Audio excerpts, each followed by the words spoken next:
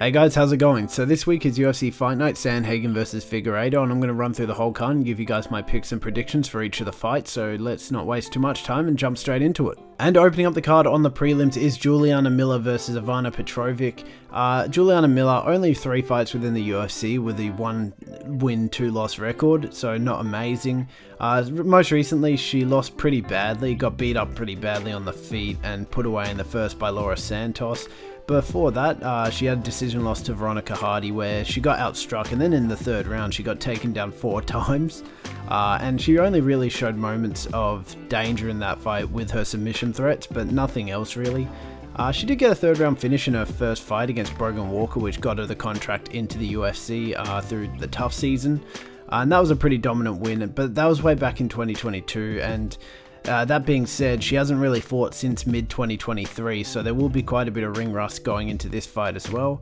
Ivana Petrovic also has a pretty shoddy record within the UFC. She's also 1-2. However, these were all from decently competitive fights, especially her most recent fight against Jamie Lynn Horth, where she went to a really close razor split decision. That was incredibly hard to score, but ultimately she lost that one. Before that fight, she had a very dominant performance, where she got a 3rd round submission. I forgot who that was over, but that was a very impressive win. But overall, I just think she's a very solid fighter, but will often get outstruck when going up against these better and more proficient strikers, as was the case with Laura Carolina. But I do think she is better than Miller in every area, and I'm sort of worrying about Miller's inactivity, so for that reason I'm going to have to go with Ivana Petrovic by a decision win. Next up on the card is Thomas Petersen versus Don'Tale Mayes. So Thomas Petersen, he most recently got put out pretty badly by Shamil Gaziev in the 1st round with sort of this straight jab, but to his credit he did make it decently close before the finish. His fight before that was a dominant win over Muhammad Usman, where that one went to decision, and he sort of mixed in the takedowns that sort of pushed him forward in the cards. However, before that he lost to Jamal Pogues, who I don't think is the best opponent, but that fight was pretty close, but overall he just really couldn't do enough to get the decision win when it came to that one. Don'Tale Mayes most recently got absolutely demolished in his fight against Walter Walker, where he got heel hooked within the first 2 minutes of the 1st round. That was pretty bad. Outside of that, he doesn't have a particularly exemplar performance, with his most recent win over Caio Machado being a pretty decently close decision win. He didn't really look amazing in that. And then his fight with Shamil Gaziev, he just lost that one primarily through Gaziev's takedowns and wrestling, and he didn't really look much better on the feet either. I think Petersen looked a lot better when fighting Gaziev especially, and I can see his takedowns proving really problematic for Mayes in this fight, so for that reason I'm going to go with Thomas Petersen by decision win. Moving up, we have Gaston Bolanos versus Quang. So Gaston Bolanos, I think he's incredibly underrated. I think he has some really good striking in the UFC for someone sort of so new to the roster, and he demonstrated this most recently against Cortavius Romeus, where he was absolutely teeing off on the feet, and then when it got taken to the ground he was sort of holding his own in the grappling. Before that he did get finished in the 2nd round when he fought Marcus McGee, but McGee's a very good opponent, and we saw that recently he can stand with some of the best, most recently against Jonathan Martinez for an example. But prior to getting finished, he was sort of getting beat up on the feet. But in that fight, I think it spoke more about McGee's strength than Bolanos' weakness. And I think in this fight, we're going to see a much better performance from Bolanos. I think it's going to be something similar to his Aaron Phillips fight, where he absolutely dominates on the feet while staying comfortable on the ground and holding his own decently there. Quang, currently 0-2 in the UFC, and these are against opponents who aren't amazing. He lost most recently to Zhao Long, where he got beat up badly on the feet and only briefly saw success in the 2nd round through his wrestling. And before that, he lost to Chris Gutierrez in a fight that made Gutierrez look way better than he actually was. He didn't throw anything that fight and just let Gutierrez kick his legs to a decision loss. So I'm going to have to go with Gaston Bolanos, and I'm going to go with a decision win for that one. Next up on the prelims is Marina Rodriguez versus Gillian Robertson. So Marina Rodriguez, I think she's been dismissed recently because of some very unfortunate performances she's had, and the odds of putting her as a pretty heavy underdog, which I think is pretty crazy, so I think that's pretty good value if you are going to bet on someone. Her last fight was a very close split decision to Yasmin Lucindo, where she looked pretty decent throughout the fight. She was winning on the feet, but sort of got out grappled, and that's what really led to the decision loss, but it was really close. Outside of that, she went to an even closer split decision in my opinion at UFC 300 against Jessica Andrade, where she just got edged down the feet with Andrade throwing sort of the bigger shots and securing a takedown in the third, which really pushed her over. But before that, she had an incredible performance against Michelle Waterson-Gomez, where she landed almost 7 times the significant strikes and led to Gomez shooting panic takedowns, and in the second she was able to put her away with a TKO as well. Gillian Robertson, coming off a decision win over Luana Pinheiro, who I think is a pretty decent opponent, but she just edged out in the striking in that fight and took it through her sort of getting takedowns in every round and getting some good ground and pound in. Before that, she had a much more dominant decision win over Michelle Waterson-Gomez, where she looked better in the wrestling and a lot better on the feet as well, taking a pretty obvious decision for that one as well. And she did also have finishing potential when she fought Polyana Viana. In the second, she got a TKO in that fight. But I don't really think Viana is what she used to be, and I think she's very easy to put away nowadays. She most recently got submitted in the second round, I think, by Amarim. So I don't put too much stock in that win as the others. But regardless, I think Robertson is a real threat in every area. I think Marina Rodriguez does have superior striking and will take her through this fight with that striking. And I think even if she does get taken to the ground, she has good takedown defense for one, but I think she'll be able to defend on the ground as well. So I'm going to go with Marina Rodriguez by a decision win for this fight. And next up is Ryan Loder versus Azamat Bekoev. So Ryan Loder, he's only had one fight in the UFC, and that was coming off the TUF Season 32 finale, where he absolutely flipped the script on Robert Valentin.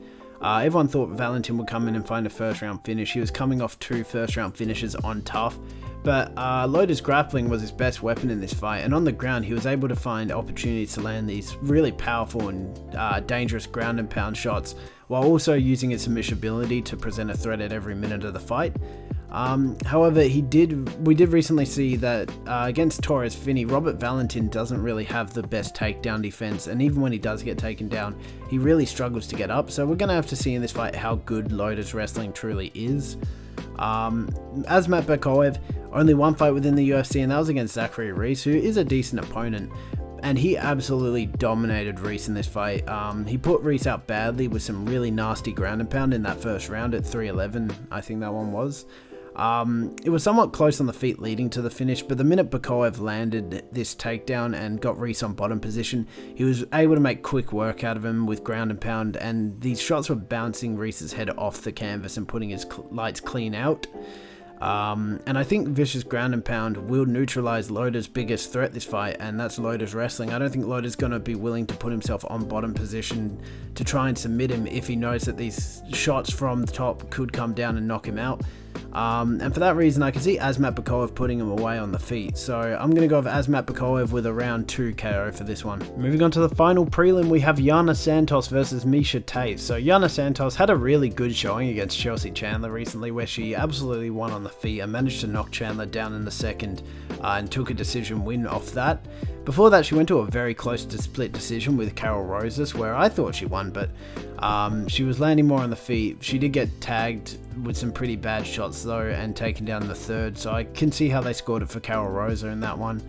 And this lack of wrestling is very clearly seen in all her fights, but especially against Holly Holm, where Holly Holm, who is mostly a striker, I think she did kickboxing or just pure boxing before the UFC, won a very convincing decision just through taking down and holding down Yana Santos.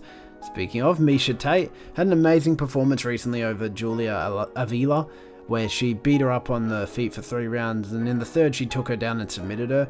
However, this sort of performance might have been a one-off, because the fight before that she got outstruck pretty badly on the feet and out-wrestled by Lauren Murphy, where in that fight she was constantly attempting and failing takedowns, but none of it was working. She was just getting beat up badly on the feet. Before that, lost to Ketlen Vieira, but that was all the way back in 2021, and I don't think the performances from back then are indicative of how she'll look now. This is a pretty tricky matchup to pick for, but overall I do think Miesha Tate has looked a lot better in her recent performances than Santos, so I'm gonna have to go with her, but I do expect this one to be decently close. I'm gonna go with Miesha Tate by a decision win. And now starting off the main card, Jeremy Stephens takes on Mason Jones. So Jeremy Stephens, he hasn't fought in the UFC for almost 4 years now, and it's probably known best for his "who the fuck is that guy" moment. And near the end of his career in the UFC, he had a horrific losing streak. He just kept losing. He got ragdolled and submitted when he fought Mateusz Gamrot, and that was almost immediately. I think it was a minute into the first round. And even before that, he got knocked down and TKO'd by Calvin Kattar of all people, who isn't really known as a finisher. Recently, he has been looking incredibly dominant at bare-knuckle boxing, holding a record of 3-0, and that's against people like Eddie Alvarez, who used to be a champion in the UFC. But will these skills in bare-knuckle boxing translate to the framework of the UFC?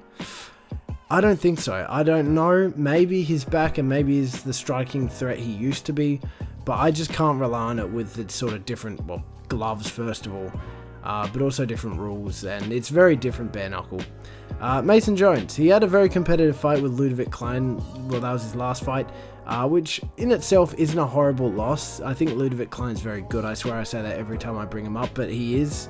But in this fight, he got knocked down badly in the second, and after that never really found his rhythm again and just lost a decision based on that.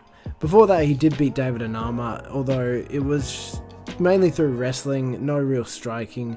Arguably, Anama actually won in the striking, and there were a few caveats. It was Anama's first fight within the UFC, and it was at lightweight, where Anama usually fights at featherweight. It also should be noted that he hasn't fought in the UFC since mid-2022. That was after that Ludovic Klein fight, because he got cut, or like I heard that there were contract disagreements, but he got cut. But in the meantime, he did pick up some pretty good wins on Cage Warriors. I think he picked up 4 or 5 back-to-back wins in Cage Warriors, and then that got him re-signed. So it's kind of hard to tell, but I do think he is slightly better. I can't trust Jeremy Stephens to sort of come back to a sport that he hasn't done in 4 years and perform like he used to. So I'm going to have to go with Mason Jones. I'm going to pick him by a decision win. Next up is Cameron Smotherman versus Serhiy Sidey. So Smotherman, he most recently fought, well, his only fight was against Jake Hadley, which was last minute for I think both of them. It was sort of an opponent switch. It was a very tough opponent for a UFC debut, and he actually managed to take that fight pretty well. Hadley's someone who will put you through your paces. He will really test all areas of your game because he's very well rounded, and Smotherman managed to take a decision win in that one, and he actually beat Hadley on the feet, which is where Hadley usually finds most of his success. However, not much else to go off of other than some good wins on the regional scene, but I don't really like to lean on the regional scene as much because I view it as a different level of competition. So we'll move on to Serhiy Sidey. Coming off a really controversial win over Garrett Armfield, where Armfield landed more significant strikes on the feet and looked a lot better in the wrestling, with Sidey even admitting after the fight that he thinks he lost. I thought Garrett Armfield won that one, but it was decently close, I suppose, but yeah. Before that, he went to another incredibly close split decision with Ramon Taveras, where he was winning on the feet before getting knocked down in the second and sort of swayed the judges towards giving Taveras the win for that one. But overall, it's hard to assess the skill of Sidey because he hasn't really had any performances where he won really convincingly. And I think Cameron Smotherman looks better in his debut than Sidey looked in both his fights there. So I'm going to go with Cameron Smotherman. I'm going to say he's going to take this one by a decision. Next up is Montel Jackson versus Daniel Marcos. So Montel Jackson is coming off an 18-second KO over Damon Blackshear, which with time I think has aged incredibly well because Blackshear is currently on a bit of a tear at the moment. He's had some incredibly dominant wins in his most recent fights, and he's just looked really good, so being able to put him away so quickly is pretty impressive. Before that, he got a first round TKO over Reinier, which in itself I don't think is that impressive.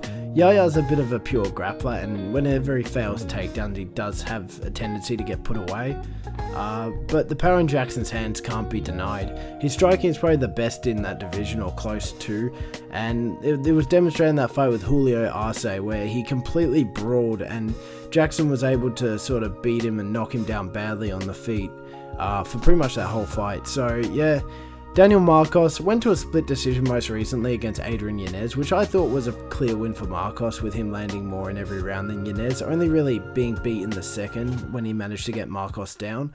But before that, he had a way more convincing win over John Castaneda, where he absolutely beat up on him for 3 whole rounds and managed to knock him down in the third as well. While I do think he struggles with opponents who like to wrestle, I don't see much of this happening in this fight, and I do think Marcos' chin is enough to withstand the power of Jackson, so I can see his rapid pace and volume being able to put too much pressure on him and sort of push him towards a decision win. So I'm going to go with the underdog here in Daniel Marcos by a decision win. Next up is Santiago Ponzinibbio versus Daniel Rodriguez. So Santiago Ponzinibbio, he's had a pretty interesting career within the UFC. At the start of his career, he actually looked like a pretty big prospect in the UFC. He looked like the next big thing at welterweight. He beat names like Neil Magny, who else? Jeff Neal, Sean Strickland, of all people as well. These pretty big names today, he beat them all. However, as of recent, he's looked significantly less impressive. He's lost a large proportion of his fights, with his loss over Kevin Holland being sort of a recent one that was pretty bad. He was winning decently in the first and actually looked decent in the striking, but then as the rounds caught up to him, he started losing more and more on the feet, and then got finished in the third by Holland pretty badly. But recently it appears that he might have turned the tides of his career. He got a round 3 KO in his most recent fight, where he got sort of beat up and knocked down the first, but was able to overcome that, and in the third really started turning up and finished the fight. And he looked a lot more impressive just overall in his most recent performance. Moving on to Daniel Rodriguez, his most recent showing was a split decision over Alex Morono, who I don't value as an opponent. I think that to be a dominant contender in the welterweight, you can't be going to a close decision to someone like Alex Morono, who I don't think is amazing at striking, and the only reason why he's so good is because he has a pretty decent chin. Before that, he got beat pretty clear cut by Kelvin Gastelum in a fight where he let himself get outscored with Gastelum's wrestling. He was looking pretty good in the first with his striking, but then Gastelum just started throwing in the wrestling, and he took him down with little resistance every time.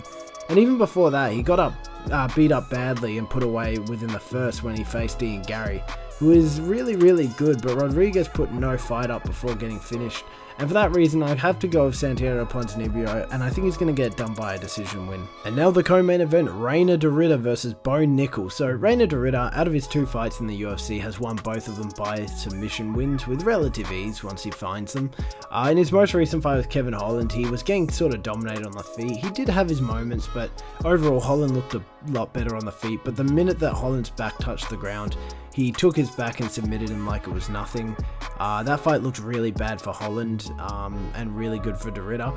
And while his striking wasn't crazy in that Holland fight, his striking was actually pretty decent when he fought Gerald Miesha, and he was having moments where he was sitting down on these big punches that were sort of wobbling Miesha, and in the third he finds a submission, puts Miesha away with ease.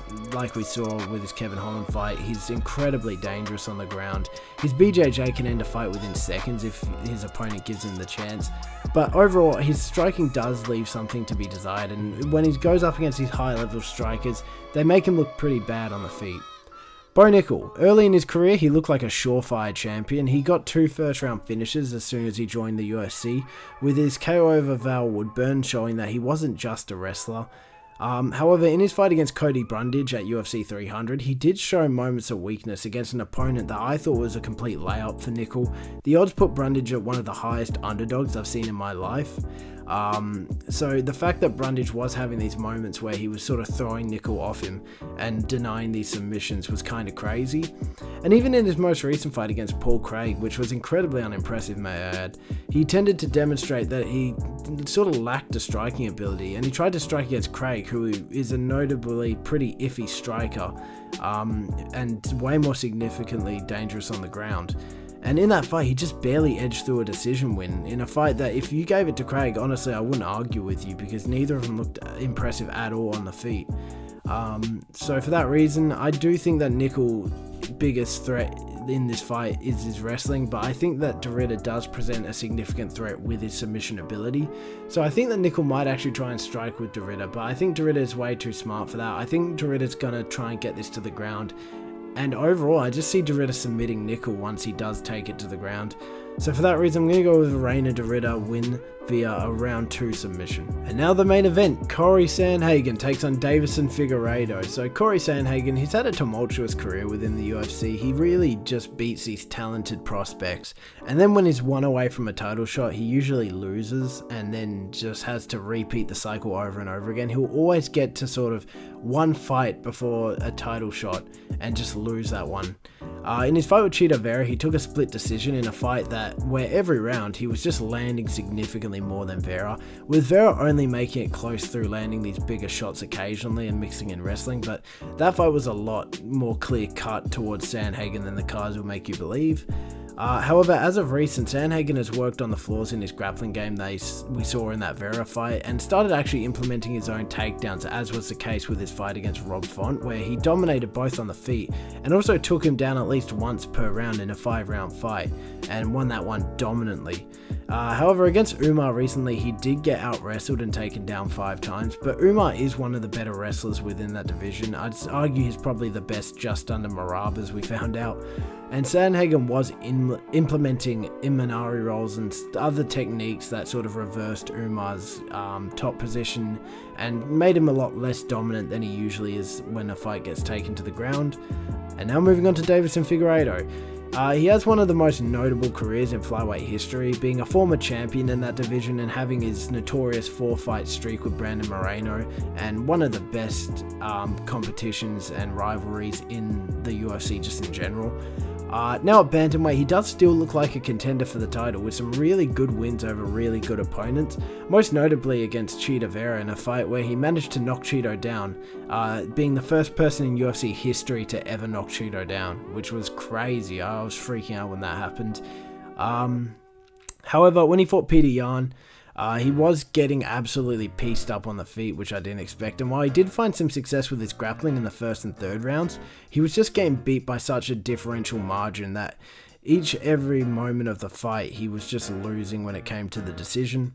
And while I do think Figueiredo is an incredibly dangerous opponent who has been battle tested multiple times throughout his career and is incredibly well rounded in both sort of striking, power shots, and his grappling and wrestling, he has historically had trouble with people like Peter Yan, who are these volume strikers and will push the pace on him. And I do feel like he does get flustered the minute someone starts putting a bit of a pace on him.